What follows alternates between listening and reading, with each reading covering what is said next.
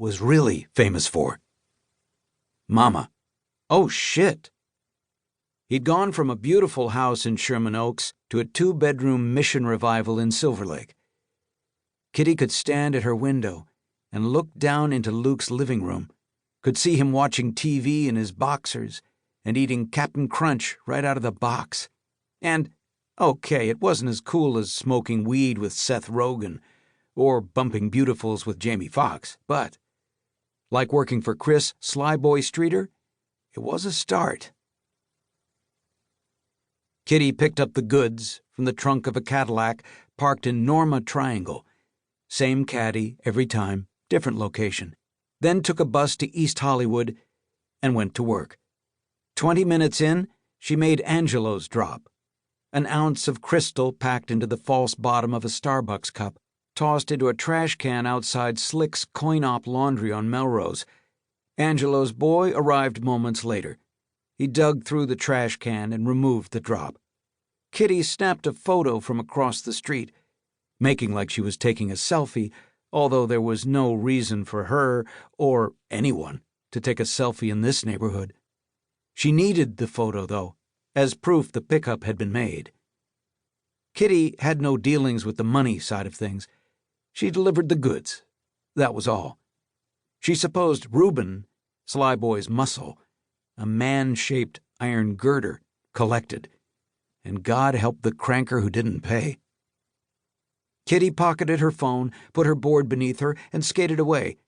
She'd pushed once, rolled maybe 10 feet, when Angelo stepped out from the doorway of Gray's Marketplace right in front of her, and she would have taken a spill if he hadn't grabbed her upper arm. She flipped the front of her board up, caught it in her right palm while trying to pull her left arm loose, but Angelo dug his fingers in and grinned. "You gotta be more careful, girl." His real name was Salvador Gallo, but he had earned the nickname Angelo because of his soft black curls and doll-like good looks. He'd appeared in commercials for Gap and Tommy Hilfiger in the early 2000s, and was a semi-regular on the short-lived ABC sitcom Almost Always. Then his drug usage went from recreational to obscene, and that was the end of his career. Now his curls were laced with dirt, and he had black grooves between his teeth. There was a canker on the side of his nose that never healed. "Hands off, Angelo." "Or what?" Slyboy had warned her not to engage with the buyers. "Every degree of separation is a degree that will keep you out of prison," he'd said. "You don't want these people getting to know you. They will fuck you over if they get the chance."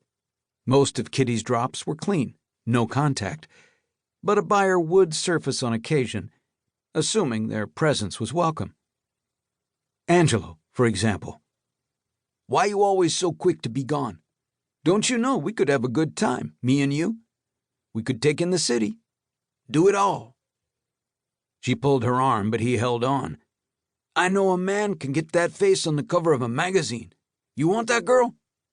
The lesion on his nose looked wet and sore in streetlight. "Your face on the cover of a magazine? Just get your dirty fucking—" Angelo suddenly let go, his hands raised like someone had pointed a .45 at him.